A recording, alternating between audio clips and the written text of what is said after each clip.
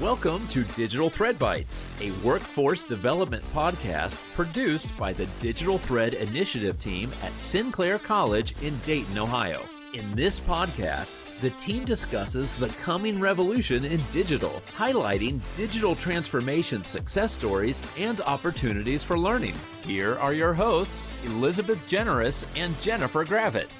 Hello and welcome to the third podcast in our Digital Tapestry series. Today, we have the pleasure of speaking with Ron Pieper, who is the Customer Support Manager for Juxtum, which is a subsidiary, if I'm not incorrect, of TechSolve. And Ron is going to discuss with us the weaving of the basics of data literacy on the shop floor and the operators that collect it and use it and may or may not analyze it. So he is an expert on bringing this to a practical level for a lot of people. And we are just very pleased to have him on the podcast. Thank you for joining us, Ron. If you could tell us a little bit about yourself and your role at Juxtum.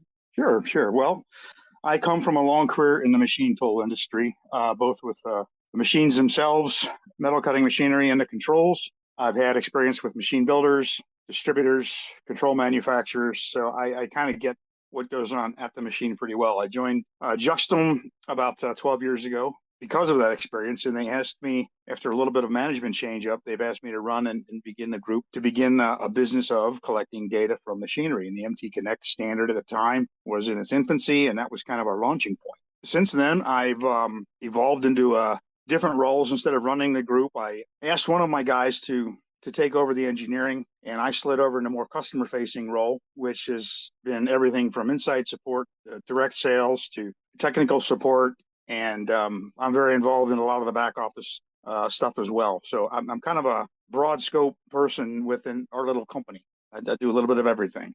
You wear all the hats, or a lot of hats. I wear many hats. I have a head large enough for that, yes. That's awesome. Second question. What we're really interested in is common myths surrounding data, surrounding machining, manufacturing. So what's something that you hear all the time in all these hats, all your jobs, that you really would like to set the record straight, a common myth about collecting data? I would say that one big myth is that this is data collection, data presentation, et cetera, analysis of the data is for bigger companies. I would fight that argument. I believe any size manufacturer can benefit from having objective data about what's going on their shop floor. Another myth is that it's expensive and how can I make my money back? And I think there is significant amount of evidence out there, anecdotal and otherwise, that says that the act of collecting data in itself increases productivity, and the ROI is extremely quick in many cases, months to less than a year. Another myth might be that you must be connected to the cloud to do your data collection, and that's inherently insecure. I think both of those are a fallacy. If you choose to go to the cloud, there are secure solutions. If you choose to go local, there are solutions for that as well. A couple of more to sort of round that out. I think that the idea that data collection and machinery monitoring is not suitable for job shops due to the amount of changeover. You take off one part number and you put on another, and therefore, how do you measure your productivity? Well, your productivity becomes in that changeover. That's where your gains come from. So you got to keep an eye on it, keep tabs on it. And the last thing I think I'd throw out there is that if you've got older equipment, it's not worth measuring the performance on, because it is. Data is shown objectively that the massive amount of time savings doesn't come from the machine performance itself. It comes from the things that happen between executions of a cycle, a work piece, a program, if you will. And that in itself doesn't mean that you've got to have new or old equipment. It just means that you've got to understand what your current activities are and work to remove the unproductive time. So it's a myth that new machines are inherently more productive. That's how I'd answer that, if that rounds out the question. Yeah, that's great. I love that you used the word objective. There's factual information that you get from data that really appeals to me. So absolutely. And the fact that you don't have to be a big company and you don't have to spend a lot of money to start is a big deal. It's true. I've talked to shop owners who who think that they're going to get a good idea of what's going on by walking around the floor and asking the operators, and the operators are going to say everything's great, boss. Of course they are. But if you look at the real data, it starts to throw out the questions. It starts to raise the questions about, okay, why did this happen? And if you deploy a system with the right attitude and the right communication, that's a productive question to ask. And it shouldn't be a question to berate anybody or discipline anybody, but it should be a question to ask.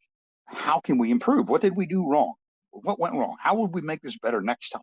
And that's the kind of questions you look for.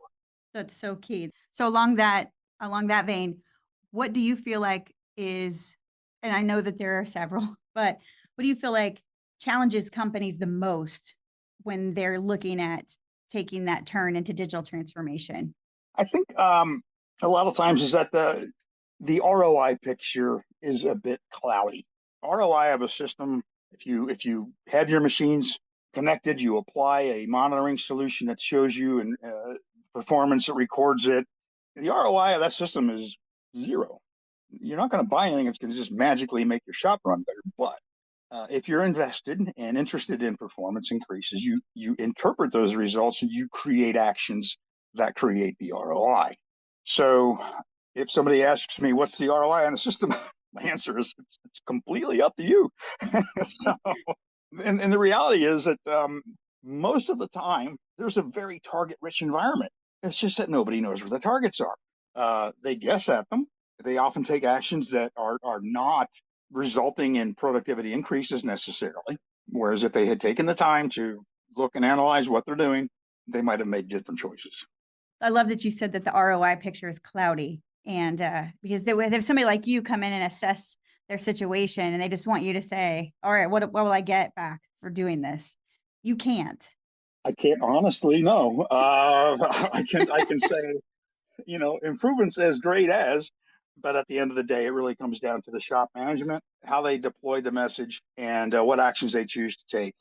Where's the ROI come from? Another challenge is that there could be pushback. Again, it comes down to communication from the floor itself, from the machine operators, from the existing foremen and supervisors who either are uncomfortable with having performance of their area of concern revealed to everybody, or they feel as though it's a big brother type system that's going to rat them out, if you will. So a well-developed move into the world of collecting data starts with a clear idea of what you want to accomplish, where you think the most likely actions are going to be, and how you get input from the people who make the equipment work, and increase from there. If you go at it with the attitude that I'm going to go and shoo somebody out because his machine or her machine isn't running, you're going to fall flat on your face, and I've seen it. Yeah, that's a future episode, is talking about the culture of an organization and people being okay with taking those risks and receiving feedback. That's a whole nother episode that we'll have to It's about the mindset for sure. You got it, Liz. And I call it that. I want to have a high level of, quote, I told you so, unquote, which means that if I'm a manufacturing manager and I walk the floor and somebody comes up to me and says, look, I've been telling you for years that I've got, you got to do this better, you got to do that better. And now there's data to prove it. If somebody pokes their finger in my chest and says that, I'm going to be very happy about it. So next question, you're surrounded by a lot of experts at TechSolve, at Juxtum. You've had a lot of experience. We talked about all those hats that you wear. Is there anything in your field that no one agrees with you about, that you think is up and coming, you think is key to this fourth industrial revolution? Anything that no one agrees with you about? I get pushback from folks who think they can roll their own system and do it on their own.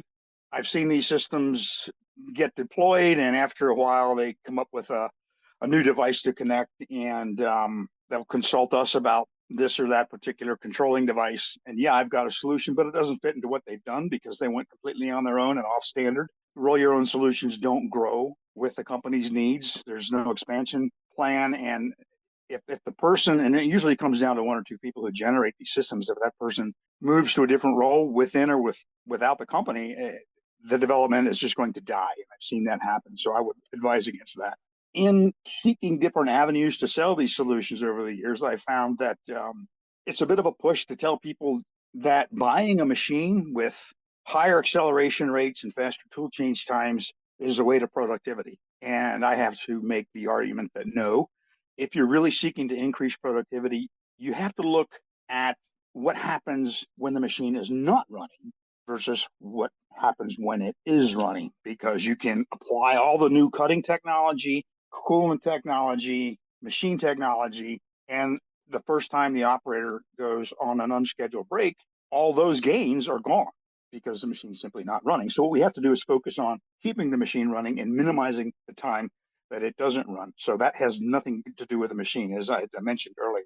Yeah, I imagine that could be very frustrating when you've seen it happen and you've seen it die, and you can commend them for the nobility that is seemingly in wanting to do it yourself. However, it's not a great situation. It's not. There are times when people want to throw money at problems, and it doesn't usually result in a gain in productivity because they haven't done the analysis as to why they're not being productive in the first place. Yeah, that makes sense. So this is kind of a fun question that we're asking everyone. With regards to digital transformation, is there anything that keeps you up at night? Keeps me up at night. Yes. I'll You use could that. say no. I mean, maybe there isn't anything that keeps you up at night. I don't know. I think that the concept of throwing equipment at problems, I'm going to go back to that. What we've got is an industry that is cyclical. And although we've enjoyed a fairly stable environment in manufacturing for the last several years, there is going to become a time when manufacturing takes a significant downturn. It just always does. So going back to the sense of throwing equipment at a problem, if you need to make more parts, I believe it's far better to make yourself very expert at working with what you've got versus throwing more pieces of equipment at the problem. The answer of I need more spindles is oftentimes not the right answer if you haven't proven objectively that you are maximizing the use of what you've got. And I believe that it's almost impossible to do that unless you've got something on paper that you can look at that came directly from the equipment itself. You answer those why questions, you establish operating procedures, you add automation as required to help change that, reduce that turnover time from part to part and from job to job. And you'll find yourself in a whole lot better shape. And if you go out on a limb and you start throwing spindles, $100,000 to $200,000 at a time, and the economy turns, which it will, it's just a matter of when, the visit from the auctioneer is not going to be a pleasant one. So it would be far better to use what you've got to its maximum. I liken it to golf. I got a brother-in-law who's he thinks he's a good golfer, and every 2 years he'll go and spend thousands of dollars on a new set of clubs, and his game just gets that much worse every time. He just gets lost better. And if he'd have spent a quarter of that money on having somebody work with him, record his swing, and learn, maybe tweak his clubs a little bit, which can be done, and create the disciplines to do better with what he's got, he'd be far ahead of the game. He'd not only be a better golfer, but he'd have a lot more money in his pocket. So that analogy does, I think, translate to productivity. Right. It's very practical. Make the best at what you've got. And when you've proven objectively that you are better than your equipment, then get new equipment, but don't do it before that. Excellent. Yeah, the objective word again, that's great. And what you're talking about here is not high level data collection, high level data viz. I mean, basic uptimes, downtimes is where to start. Liz, you nailed it. And I subscribe to I call it the water on a tabletop approach. If I can get a bare minimum amount of data from everything on my shop floor, I'm far better off than if I got a deep amount of data off specific assets. The trick is that getting this small amount of data off of everything, you don't want to limit yourself to that, because as you become more disciplined at the low-hanging fruit, if you will, at identifying that and remedying the basic problems, and none of them, in my experience, have ever been difficult problems. They've just been what I call dumb stuff that needed to be revealed, that needed to see the light of day. Once you've got that nailed down and your procedures and disciplines are in place, then you can go a little bit deeper in the realm of data collection on each of your assets, and you can start shrinking up that cycle time that the machine goes through. So, you can work on okay, now that I've got the part change and the job change things handled and monitored, and I've got the right pieces of equipment and attitudes in place, now I can move into shortening my cycle times in the machine. And that's when you're really knowing that you're succeeding. Well, thank you. This has been enlightening for us, and we really appreciate it. If a listener wanted to find out more about you or Juxtum, how would they connect with you? Well, a couple of ways. I'm on LinkedIn, Pieper. Juxtum is on LinkedIn. Website is Juxtum, Juxtum.com. And 513-948-2000 is how to get a hold of us. I can be the center point to handle all the communications that might come by, send them off to the sales guys, support guys, whatever, and entertain capability conversations, educational, folks for the people who are like, hey, I don't know what I'm doing, but I kind of think I want to do this. Let's talk and see if we can steer you correctly. Thank you so much, Ron. Thank you for your insight and for taking the time to be with Elizabeth and me today on Digital Thread Bites. Well, thank you for having me. We're really excited to turn this idea of the digital thread on the shop floor and the importance of this data, even the basic data, into our next workshop, which we've titled Data for Operators. Yes, Data for Operators is going to be held here at Sinclair on January 11th from 8 a.m. to 12 p.m. Don't worry, breakfast will be provided. And we would love to have you join us. Karen Broadbeck, who is an industry expert and consultant, is going to be introducing the attendees to the use of data and how information about products and processes are routinely recorded and collected for operators. We believe this will be very beneficial, and we would love to see you there. You can register on our website. You can find the information on our workforce development website. Contact us if you have any questions. Elizabeth, do you have anything further? We're very excited to welcome people to Sinclair's campus. This will not be a hybrid event because Karen does a super job of making this mathy kind of subject very hands-on. So you really have to come here to experience it. If you are working with data in the manufacturing world, this is a great opportunity to understand the actual statistical measurements and graphical applications that Karen uses to describe this data and understand it. Yes, if you're in this arena, you really won't want to miss it. And we look forward to hearing from you. Thank you for listening. The Digital Thread Initiative team would like to thank Sinclair College, prime contractor Arctos, the United States Air Force, and our guests for walking into the future with us. If you'd like to contact Sinclair's Digital Thread Initiative, please email sinclairdigitalthread@gmail.com.